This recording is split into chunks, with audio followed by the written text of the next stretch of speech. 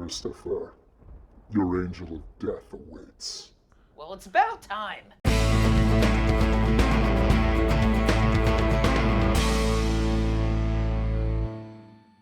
Welcome back to the Out of Touch podcast. I'm Chris, that's Bill, and today we're watching Batman, Mask of the Phantasm from 1993. So, Bill, what did you think of Batman, Mask of the Phantasm? Once upon a time, I asked you that same question because you didn't see this movie for years. It's true, I didn't. I actually remember you had never seen it, and I lent it to you on VHS of all things. Oh, yeah. And probably that Monday at school, I was like, so Chris, what did you think of Mask of the Phantasm? I was like, it was really good. To be fair, this movie came out pretty early. I'm surprised. I was like, oh, wow. I was extremely little when this movie came out. Oh, yeah. And before we get into it, this movie was released with almost no promotion, apparently. It did not do well at all. Yeah. It was originally apparently supposed to be straight to video, but then WB was like, "Now we'll put it in theaters. Are you going to market it?" What? What do you mean market it? But when it did come to home video, it did really well. Really well. It's really good. And there's a reason why, even though they didn't release anything theatrically for years and years, they kept making animated movies, mostly Batman. That's true. I mean, this is in, the Batman, the animated series, original run, I guess. Yeah, it was during the original run, I believe. Great show. It's funny, though, because this movie's the original animated series, or I guess, I don't know if it's the original Batman animated series. I guess it is. I don't think there was another Batman cartoon before this. Or maybe there was, in the 60s. And the 70s. Okay. Well, this is the Bruce Timm Batman animated series. The start of the DC animated universe. Yes. So, anyway, yeah, it's really good because that show was really good. Also, when I watched this movie, I'm like, yeah, no wonder why I didn't see it when I was little because I don't think this is the type of movie you take a little kid to, especially how old I was back then. Even though it's a movie continuation of a Saturday morning cartoon, which also did technically air in prime time as well, so... Yeah, I'm like, I don't think you take a 4-year-old to this movie. Probably not. Yeah, but it's really good. I don't know how to go about saying it. I mean, I know for years, in some ways, this was considered well, it's probably the best Batman movie until Batman Begins came out. But that's kind of subjective. At this point, it is subjective. There's enough Batman movies where you can make a case for just about any of them. There was a time, though, when this was often considered better than any of the live action ones. Some people you would even put it up above 89. Yeah. Hell, they ignored it when it was originally released, but you can find a clip of Siskel and Ebert talking about this movie. They regret ignoring it and are just yo, this is actually way better than I think Batman Forever just come out. They're it's way better than that. It's really good. It's also pretty cool because you get to see animated series Batman's origin sort of. Yeah, we go past the death of the parents and the training, but we see flashbacks to Bruce Wayne. He's back in Gotham. He's trying to do the vigilante thing, but he hasn't quite figured out what to do. He hasn't come up with the whole Batman idea, and then he reaches a crossroads in his life, and the crossroads is love. Yeah. Yeah, with Andrea Beaumont. Andrea Beaumont, yes. Yeah. You know what's funny? I think I may have seen this movie at one point. Didn't see it for a long time, but I own the comic book adaptation of it. Oh, wow. And then when I saw it again, I was like, Batman's girlfriend's Lois Lane. Oh, yeah. I was just going to say that. Same voice actress. Yeah, so it doesn't distract me anymore, but at the time it kind of distracted me. I'm like, oh, it's so weird. It's Lois Lane. Yeah. I think it's a different enough performance, though, but you could definitely tell it's the same lady. Yeah, I mean, she's less feisty, but it's still the same voice, more or less. Yeah, I think I remember why you were shocked I didn't see this movie, because I think it was when Justice League Unlimited aired, and in the finale of, I think, season 1 with Epilogue, you see the Phantasm in it. And you're like, yeah, the Phantasm. And I'm like, oh, yeah, I've never seen that movie. And you're like, wait, what? I couldn't comprehend it. Yeah. I don't think I knew at the time that you didn't grow up with cable, so you didn't see it on Cartoon Network ever. No. I think I might have even been so unaware of like that character too that I was like, hey, who was that like person that was gonna murder Terry's parents? And you're like, wait, you don't know? Like, but yes, back in the days of tapes. But now you can get this movie in 4K. Yes, and it looks very good. I love the original Batman, the animated series. You know, I'm a sucker for Batman when he has that yellow oval. I'm like, yellow oval Batman is the best Batman. I mean, it's the show I grew up on. It's still so damn good. Any chance I can get to see this version of the character again, I jump at it. We've literally been given our last glimpse at this version of Batman forever Yeah, recently. just sad. Yes. But this movie is really cool. Yeah, you know, it's just like crazy how good it is because this movie has a lot in it. You know, we get like the Batman Begins type of stuff, and you know, Murder. yes, since it's a feature film, we even get a little blood in it, It's a little bit, just enough. just a tiny bit. Get a little bit of blood when Joker gets tooth knocked out. Yeah. Also, I'll say this movie has great Joker stuff. We kind of get a little bit of a glimpse of like the Joker before he became the Joker.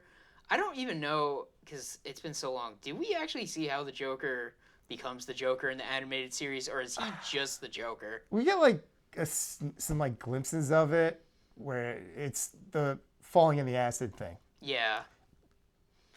I think we might have. I can't remember if they show security footage or if there's a flashback or at least a recreation of it or something. But yeah, this nameless hitman who, at the very least, used the alias Jack Napier at some point, Okay. goes out on his own, tries to rob Ace Chemical, runs afoul of Batman, and falls in a vat of acid. Right. That's so much we do know. Yes. I mean, you know, Mark Hamill, voice of the Joker. This is like peak Joker stuff, you know. He is just so deranged in this movie. He's living in like the remnants of like the World's Fair pretty much. And like, you know, he's this like weird like animatronic robot that he's acting like he's married to. Like, that's one thing about the Joker is like this version of the Joker, he is like so silly, but at the same time so like deranged and evil. Like sometimes like, you know, watching it now, it's just like, man, like is he ever serious or is he just like, you know, putting on an act all the time until he's like super evil? Your hands are just as dirtier. Don't touch me, old man. I don't know where you've been. I don't know, and Yeah. that's what's great.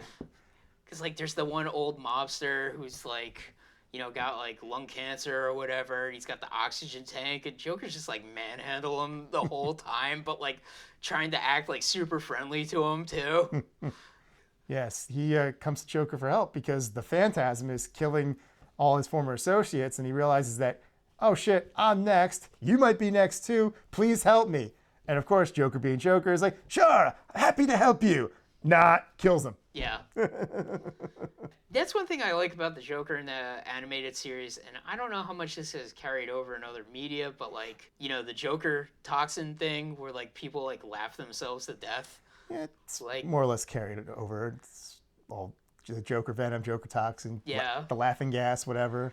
yeah, like the one like I don't know what he is, councilman, I guess. Yes. He gets like the laughing gas, and I can't remember. Does he die? I guess It's ambiguous. it is Because ambiguous. he's just in a fit of laughter and he's getting restrained. I guess maybe he didn't get a lethal dose the way the mob guy did. Because Yeah. we just see him I mean, just it's like always creepy when you gruesome. saw it. Yeah, Oh, yeah. like the smile, and then like you've got like the tears in the eyes and stuff, and I'm just like, man, I can't believe I watched this as a kindergartner. Like, what a different time. It's just like, yeah, it's Batman. Okay, that's for kids, right? And then you watch freaking like the Harvey Dent episode or Mr. Freeze episode, and you're just like, oh my god. yeah. It's Yeah. like it's like so hardcore. Like, As hardcore as they could get it to be. yeah. But I guess the thing with like Batman the Animated Series is like the stories were like more, I guess, like adult, but like they were just really good, interesting stories, you know, for Batman. It didn't have like any like spectacle of like, oh yeah, like Batman's gonna like curse and he's gonna like beat the shit out of people. It was like, Well, there was a little bit of that yeah, part. I mean Batman would fight people, but like it was also like the like episodes and the stories were just like so good. Like there were so many good characters and They reinvented Mr. Freeze. They created Harley Quinn. yeah. I mean like, you got Kevin Conroy doing Batman, best Batman voice.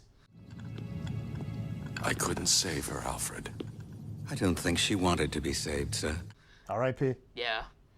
Like, and he's so good in this movie because Oh, like, yeah. he's got that like Bruce Wayne voice when he's like the Bruce Wayne like playboy where he's kind of like lighter, you know? Yeah.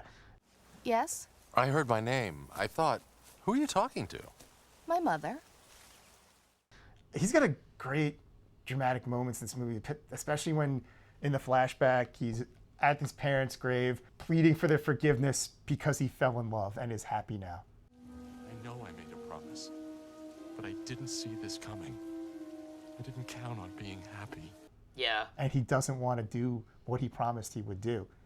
right, because he made the vow to like, Protect Gotham and fight crime. yeah. It's interesting too because like this movie kind of frames it also like Batman's crazy as well, like a different type of crazy, but like Yeah, like a Alfred little. is just like what are you doing? Like Alfred is just like, listen, I'll do this for you because I love you, but like, what are you doing, dude? He's got that great moment in the flashback when Bruce is like, dating Andrea, and he's just like, yeah, that's great. I'll meet your dad. What the heck am I doing, Alfred? This isn't part of the plan. I must be going nuts. If I may make so bold, Master Bruce, I'd say quite the reverse. Like, Alfred is so happy in that moment because he thinks like, oh, thank God. Yeah. He met a girl. He's in love. He's finally going to be happy. Yeah, He's gonna drop all this bull crap. He's gonna stop punching people at night. But then Andrea's father embezzles money from the mob like a moron, and they flee the country instead of asking her now billionaire fiance for a quick loan scheme. Yeah. Which I always thought, like, why didn't anybody suggest this? He would have done it begrudgingly to protect the woman he loves, I bet. But it does lead to one of the coolest moments of the movie, something I don't think we ever saw before, really too much ever since. I'm sure it's popped up in like some comics and stuff, but we see the first time Bruce Wayne becomes Batman, where he puts on Yeah. the suit for the first time. It's got great music. He's all in silhouette. He holds up the mask and he just like looks at it for a second, and then he puts it on, turns around, and Alfred's like, "Oh God." Alfred's like, oh my God, you're so crazy. Why are you so crazy? What have I done? Thomas, Martha, I'm so sorry. It's like I changed your diapers. Now you dress like a bat and punch people at night. We get some cop stuff in this movie, but Yeah, not because a lot. the Phantasm is a mysterious hooded figure in a cape, so of course everyone thinks it's Batman.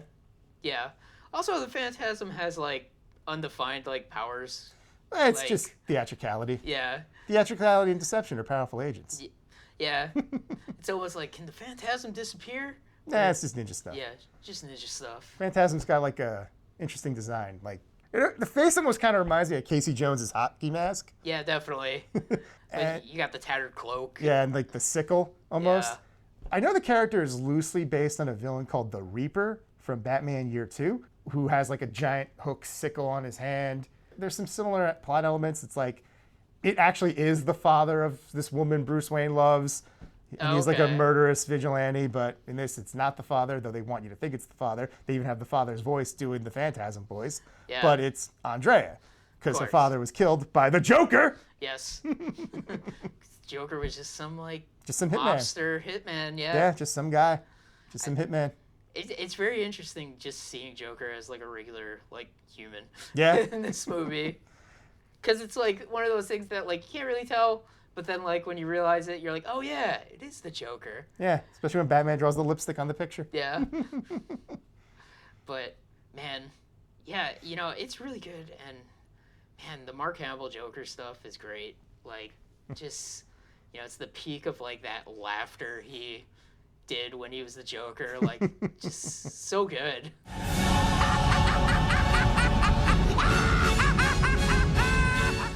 Like, I don't know how to describe this Joker. Like, sometimes he's just, like, so, like, excited and happy to, like, be, like, evil. Hello, operator. I believe my party's been disconnected. It's pretty good. Also, you know, it's one thing about this movie, which I'm glad as a kid I didn't see it, because I would always probably be like, but the Joker died. He's dead. Like...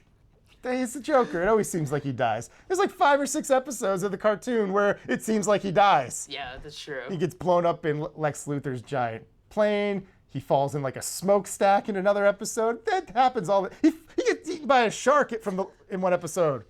That's true. He dies all the time. I mean, I guess in some ways, it's just like Joker fell into a smokestack, and I'm like, well, that happens to the Joker all the time, but...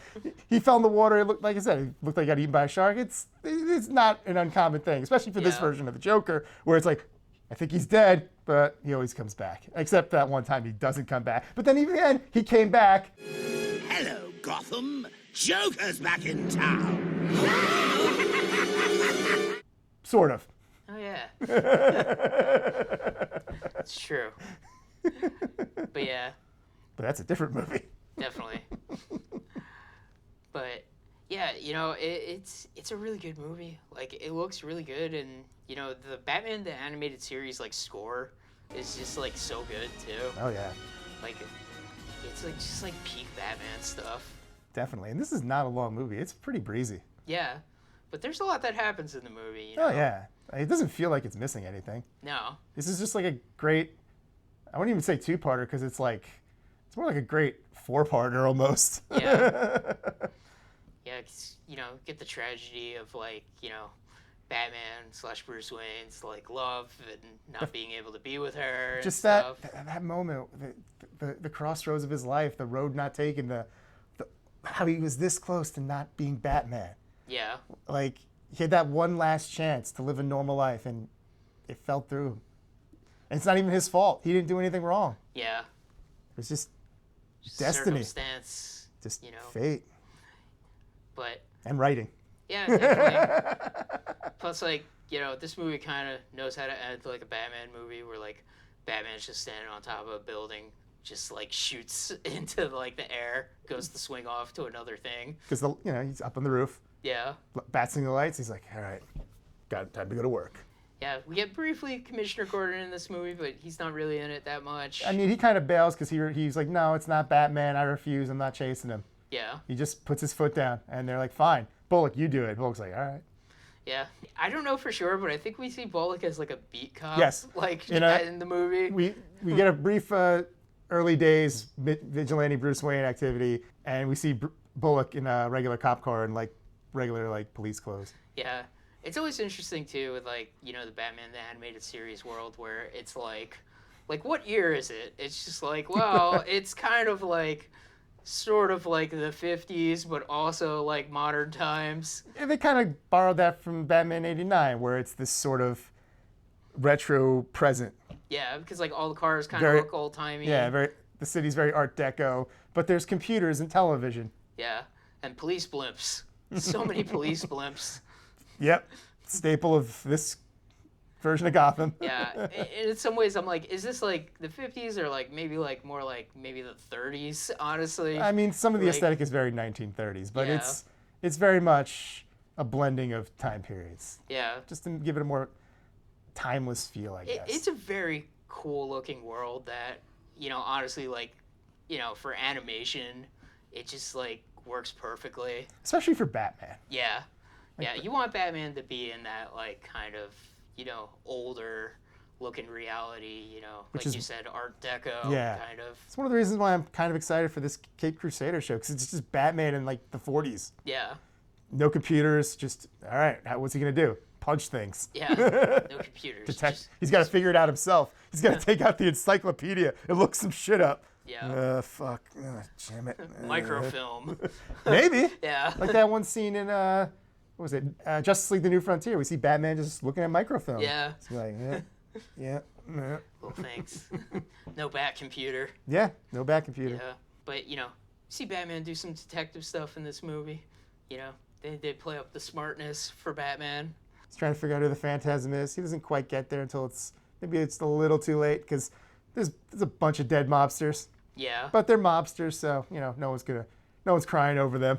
No, Literally, they don't definitely even cry over each other. Yeah. The one fat one just throws the wreath. It's like, you suck. Yeah. It's also like, oh no, I'm next. I mean, that guy dies the most brutal way. Oh, yeah, He gets the statue yeah. pushed on him.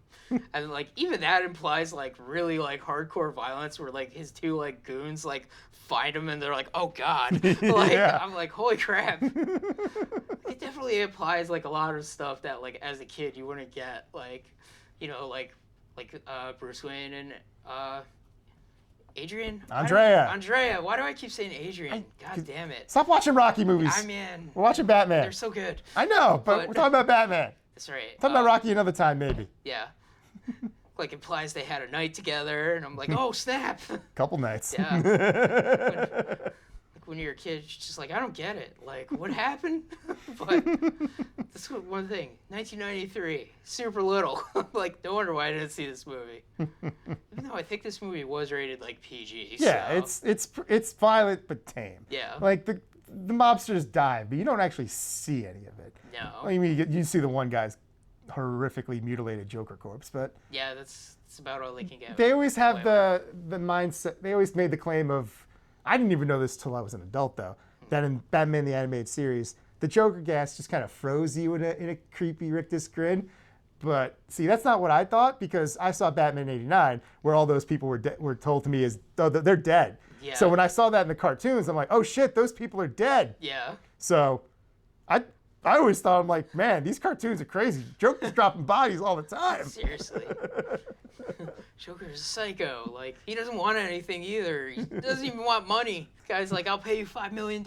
Up front. Yeah. Which means you'd give him more. Yeah. The funny thing is that later on, this Joker is given a lot of money. He's like, all right, cool, I'm retiring. But I guess that's just what he was doing that week because Joker's fickle. He really is. Also, like, weird. It's like, is he joking around about having sex with that robot, or is he actually having sex with that robot? Either one works. So he is just that crazy. The robot keeps falling apart. He's just getting annoyed. It's like, I know. ah, son of a, damn it. Yeah, it's just like his own joke, and it's just not working out for him, too. Just insane. Also, like, it's so funny, like, because, in the cartoon, Joker has so many gadgets all the time. Like, he has, like, the little, like, drones and stuff, and we get the pretty cool fight of Batman and Joker fighting each other in that, like, miniature city. Yeah, though I think the drones might have just been leftover World's Fair stuff. Yeah, that makes sense. Yeah. Not that this Joker doesn't always have, like, crazy stuff, but Yeah. I think that's where those things came from, because World's Fair. Yeah. Yeah. City of the Future or whatever. But best Batman, best Joker, Gonna miss them. Yeah, definitely. But I don't know what else to say about Batman Mask of the Phantasm except, like, maybe it's kind of like a hidden gem of a movie. Somewhat, I suppose. Like, one thing I appreciate about its existence, because it was released in theaters, Kevin Conroy is a big screen Batman. oh yeah. It's pretty cool. Hell yeah. Yeah. Yeah, but it's really good. I can't remember any of the other, like, Batman the Animated Series movies that well, except for maybe Sub-Zero, but I don't think any of them are as good as this movie. No, this is definitely the ones set in the animated series continuity, except for maybe Return of the Joker. Yeah, I was which is gonna in the say, Beyond era. Yeah, Return of the Joker is really good, and this is really good. Like, Sub-Zero is solid. It's a good solid Mr. Freeze story. Like, Mystery of the Batwoman it's fine. It's not this though. Yeah. It's just like a little fun adventure. And then of course there's the more recent one, Batman and Harley Quinn, which is just a farce. I've never seen that one. Really? Yeah. Never got around to it. Well, it's a farce. Okay. It's not meant to be taken seriously. If you try to take it seriously, you're gonna hate it. Okay. But it's made by Bruce Timm. It's done in that style. It's technically new Batman Adventures style. So Okay. Yeah, but Batman Mask of the Phantasm, go watch it. and watch Batman the Animated Series. Those Blu-rays look great. Yeah, they gave it the good treatment. Love that show. And I guess that's Out of Touch podcast for this week.